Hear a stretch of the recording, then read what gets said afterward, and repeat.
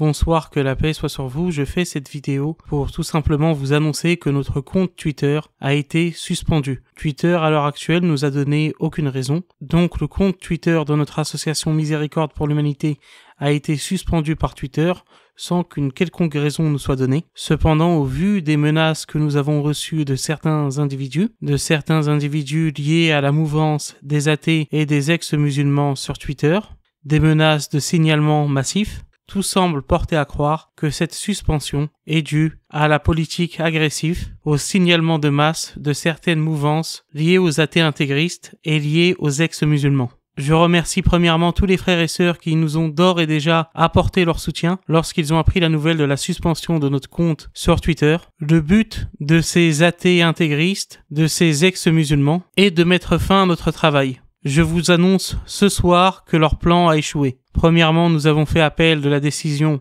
concernant notre compte Twitter. Et ensuite, quelle que soit la décision finale de Twitter, notre travail va bien au-delà de ce réseau social. Notre travail se déroule sur notre numéro vert sur l'islam. Notre travail se déroule sur notre chaîne YouTube.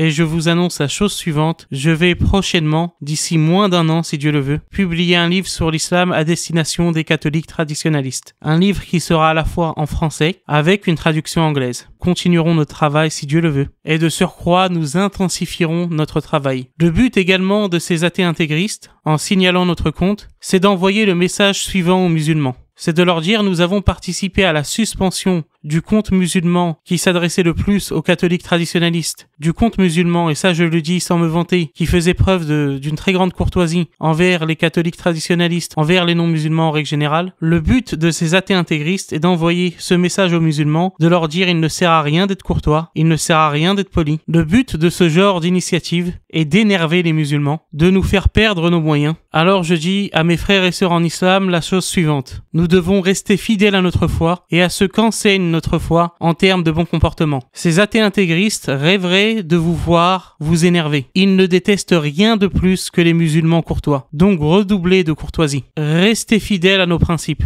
Ne changeons jamais notre manière de faire, notre manière d'agir en réaction aux machinations de certains groupes athées intégristes qui finiront tôt ou tard dans la poubelle de l'histoire. Et avec l'aide de Dieu, notre travail continuera, s'intensifiera, en dépit de la haine des athées intégristes soviétiques. Nous sommes là aujourd'hui, nous serons là demain si Dieu le veut. Vous n'arrêterez jamais notre travail. Je ne laisserai jamais une bande d'athées soviétiques dicter notre conduite. Je vous remercie beaucoup pour votre attention, que Dieu vous bénisse et que Dieu vous garde.